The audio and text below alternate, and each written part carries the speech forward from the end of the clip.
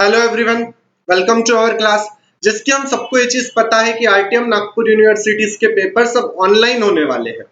Online paper होने के कारण आपको 40 एमसीक्यूज टाइप क्वेश्चन पूछे जाएंगे, जिन एमसीक्यूज में 4 ऑप्शंस में से किसी एक ऑप्शन पे आपको टिक करना है।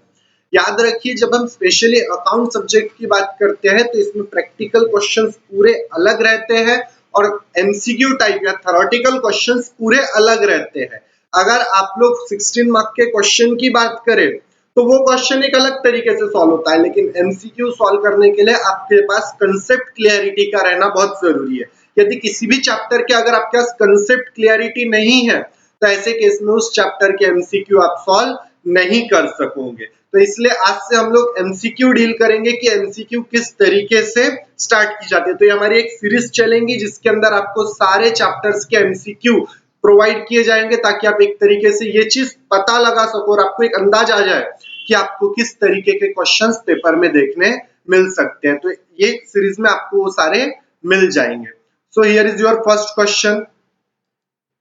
कोशिश कीजिए कि हर क्वेश्चन को पहले आप खुद सॉल्व करने की कोशिश करें और उसके बाद वीडियो को पॉज पे करके देखिए, ताकि आप अपने हिसाब से ये पता लगा सको कि आपको कितने आंसर आते हैं और आपको कितने आंसर की स्टडी करनी है। सो देखिए यहाँ क्या लिखा है। Dash is the excess of assets over liability. Excess का मतलब क्या होता है? ज्यादा। Dash is the excess over liability. तो याद रखिए, एक्सेस ओवर लाइबिलिटी, जब भी एसेट एक्सेस रहती है यानी एसेट ज्यादा है और लाइबिलिटी कम है, तो जो दोनों के बीच का डिफरेंस रहता है उस डिफरेंस को आप लोग कैपिटल नाम देते हो। तो यहाँ आपका राइट आंसर हो जाएगा capital, the excess of assets over liability. और यदि लाइबिलिटी का एक्सेस पूछ ले तो ऐसे केस में आपका आंसर हो जाएगा गुडविल। दोनों चीजें देखिए, एक क्वेश्चन में मैं आपको दो चीजें सिखाऊंगा, इसलिए हर तरीके की कंसेप्ट क्लियरिटी समझने की कोशिश कीजिए। Excess of assets over liability, अगर एसेट ज्यादा है और लाइबिलिटी कम है तो वो कैपिटल, और लाइबिलिटी ज्यादा है और एसेट कम है तो वो गुडविल। होप आपको समझ में आ गया होगा। So here is our next question. Discount on in transfer to credit side of. देखिए डिस्काउंट इनडायरेक्ट एक्सपेंडिचर रहता है और वो अर्न है। अर्न का मतलब आपने कमाया हुआ है। In discount on and transfer to credit side of, discount हमेशा प्रॉफिट एंड लॉस अकाउंट में रहता है। Discount will be always in a profit and loss account, या तो वो डेबिट साइड या तो वो क्रेडिट साइड। साइड कैसे पता करोगे? यदि वो अर्न है, रिसीवेबल है, तो वो क्रेडिट साइड रहेगा, लेकिन वो पेएबल है तो वो डेबिट साइड रहेगा। ठीक है, यहाँ पे क्या बोला है? डिस्काउंट अर्न, आपने डिस्काउंट कमाया है तो कमाया हुआ डिस्काउंट आपकी इनकम रहती है और इनकम क्रेडिट साइड में ट्रांसफर की जाती है प्रॉफिट एंड लॉस अकाउंट के, क्योंकि वो इनडायरेक्ट इनकम में गिनी जाती है, इसी कारण से उसे वहां ट्रांसफर किया जाता है। तीसरा क्वेश्चन है, हर क्वेश्चन को पहले आप खुद पढ़िए, सॉल्व करने की कोशिश कीजिए, उसके बाद वीडियो को प्ले किया कीजिए ताकि आपको पता चले कि आपका आंसर सही है कि गलत है। सो here is your third question. Dash is a statement. देखिए स्टेटमेंट पूछ रहा है। आप जो 3 चीजें बनाते हो, profit and loss account, trading account and balance sheet, तो इसमें से ट्रेडिंग अकाउंट और प्रॉफिट एंड लॉस अकाउंट ये 2 अकाउंट है और सिर्फ बैलेंस शीट ही एक स्टेटमेंट है। देखिए क्या बोला है। Dash is a statement which shown the financial position of a business on this specific date. तो ये है बैलेंस शीट। बैलेंस शीट ये स्टेटमेंट है, मैं अभी बोला 3 step, trading account, profit and loss account, ये दोनों अकाउंट्स है। तो वही बैलेंस शीट ये स्टेटमेंट है। बैलेंस शीट एक दिन की बनती है, स्पेसिफिक डेट की, 31 मार्च की, और वो आपकी फाइनेंशियल पोजीशन बताती है कि उस समय, उस 31 मार्च को आपकी आर्थिक परिस्थिति कैसी है। इसलिए इसका सही आंसर हो जाएगा बैलेंस शीट। नेक्स्ट क्वेश्चन देखिए, question number 4। Interest on drawing is credited to, interest on drawing is credited to profit and loss account. और यदि यहाँ इंटरेस्ट ऑन ड्रॉइंग के बदले आपको इंटरेस्ट ऑन कैपिटल पूछ ले तो वो डेबिटेड रहेगा प्रॉफिट एंड लॉस अकाउंट के। Interest on drawing credit side में रहती है प्रॉफिट एंड लॉस अकाउंट के, और इंटरेस्ट ऑन कैपिटल ये डेबिट साइड में रहता है प्रॉफिट एंड लॉस अकाउंट के। ये आपका 5th क्वेश्चन। Outstanding expenses are shown on the dash side of the balance sheet. Keywords याद रखिए, जब भी आउटस्टैंडिंग की एक्सपेंसेस की बात होंगी तो आउटस्टैंडिंग एक्सपेंसेस हमेशा लाइबिलिटी साइड में रहते हैं, तो आपका राइट आंसर रहेगा liability side. Outstanding expenses liability side में रहते हैं और इनकम, रिसीवेबल इनकम, वो एसेट साइड में रहती है। Sixth question, debit balance of trading account means, trading account के डेबिट बैलेंस को क्या बोला जाता है? तो debit balance is treated as gross loss. याद रखिए चार चीजें रहती है। अगर डेबिट साइड का प्रॉफिट है, मतलब डेबिट बैलेंस है, तो वो ग्रॉस लॉस, और क्रेडिट बैलेंस है तो वो ग्रॉस इनकम हो जाएंगी, ग्रॉस प्रॉफिट हो जाएगा। ये अगले चार्ट से आपको ज्यादा अच्छे से समझेगा। देखिए, यदि डेबिट बैलेंस रहता है तो वो डेबिट बैलेंस या तो ग्रॉस प्रॉफिट, ग्रॉस लॉस देगा या तो नेट लॉस देगा, और अगर क्रेडिट बैलेंस पूछता है तो उसे ग्रॉस प्रॉफिट या तो फिर नेट प्रॉफिट पूछा जाएगा। अगर ट्रेडिंग अकाउंट की बात करोगे तो ट्रेडिंग अकाउंट में gross profit and gross loss मिलेगा, और यदि प्रॉफिट एंड लॉस अकाउंट की बात करोगे तो net loss and net profit मिलेगा। एक बार फिर समझ लीजिए, अगर ट्रेडिंग अकाउंट के डेबिट बैलेंस की बात हो रही है तो ट्रेडिंग अकाउंट का डेबिट बैलेंस यानी ग्रॉस लॉस होता है, और अगर ट्रेडिंग अकाउंट के क्रेडिट बैलेंस की बात हो रही है तो वो ग्रॉस प्रॉफिट होता है।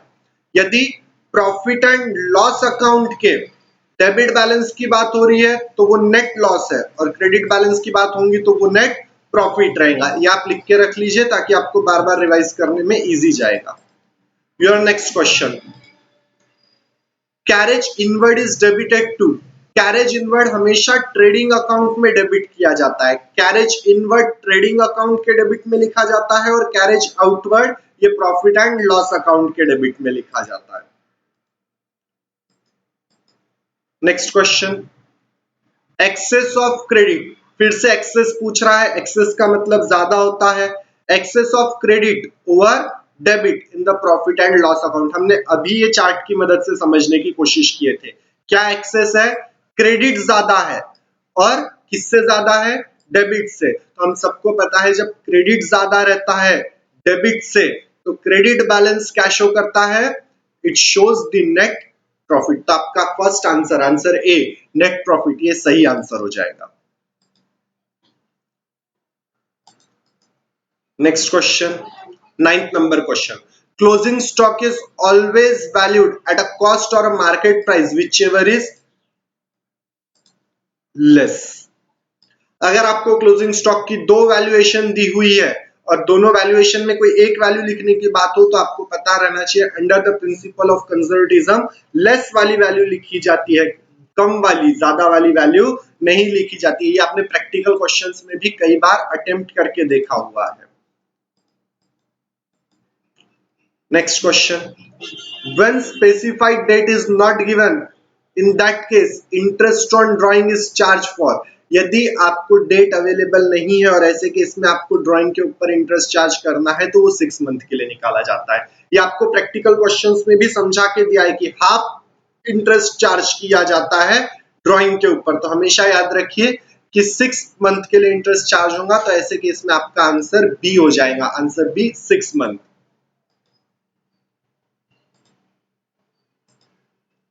11th नंबर क्वेश्चन देखिए, 11th नंबर के क्वेश्चन में क्या लिखा है? Income receivable appear on dash side of the balance sheet. मैं आपको ये क्वेश्चन भी 4 मिनट पहले ही समझा चुका था।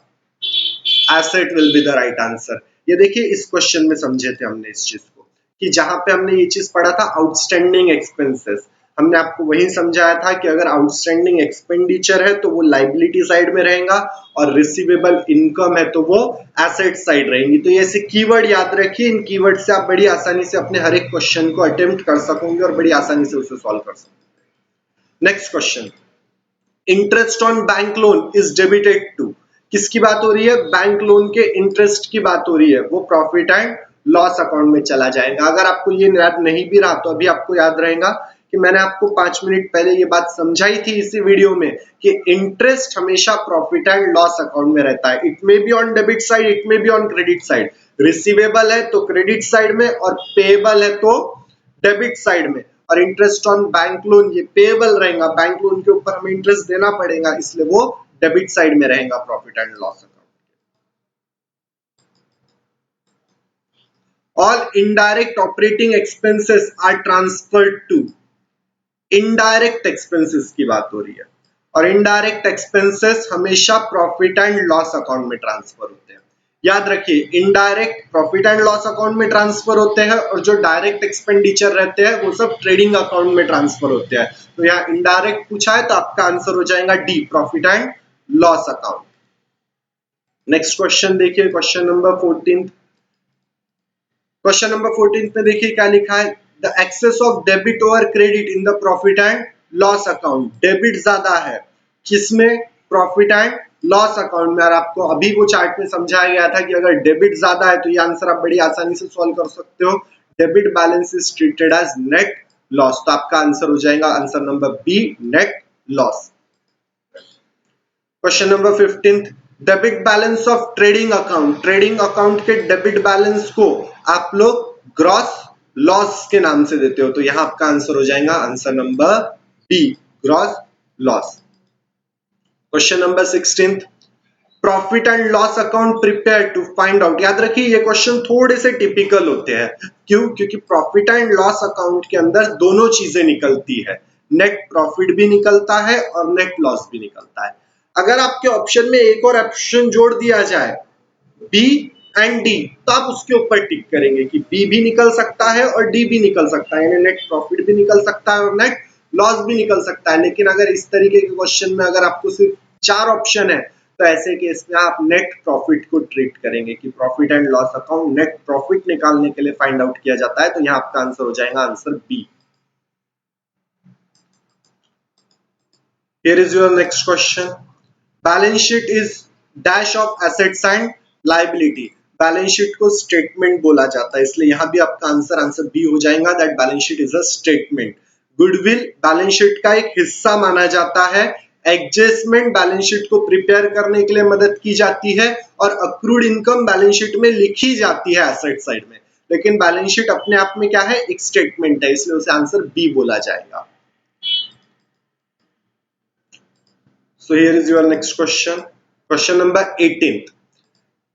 In every adjustment at least there are 3 effect. जी नहीं, किसी भी एडजस्टमेंट में 3 इफेक्ट नहीं मिलेंगे, हर एडजस्टमेंट में 2 इफेक्ट रहते हैं। याद रखिए, there are double entry system, not a triple entry system. Double entry system रहती है, इसलिए हर ट्रांजैक्शन के डबल इफेक्ट रहते हैं, इसलिए ये स्टेटमेंट फॉल्स हो जाएगा, इसे सही नहीं बोला जा सकता। 19th question, income due but not received is a liability, it is a false। Income due but not received, income जो रिसीवेबल है वो एसेट रहती है, आउटस्टैंडिंग एक्सपेंडिचर लाइबिलिटी रहती है। और आज की क्वेश्चन का last question, credit balance of profit and loss account, ये आप बड़ी आसानी से सॉल्व कर सकते हो। Credit balance of profit and loss account shows the net profit. जी बिल्कुल बराबर है, क्रेडिट बैलेंस नेट प्रॉफिट ही शो करता है, तो ये आपका आंसर ट्रू हो जाएगा। इस तरीके के 20 क्वेश्चन आज हमने डिस्कस किए हैं। अगर आपको इसमें कोई भी डाउट रहता है तो आप हमें कमेंट बॉक्स में इन्फॉर्म कर सकते हैं। Thank you very much.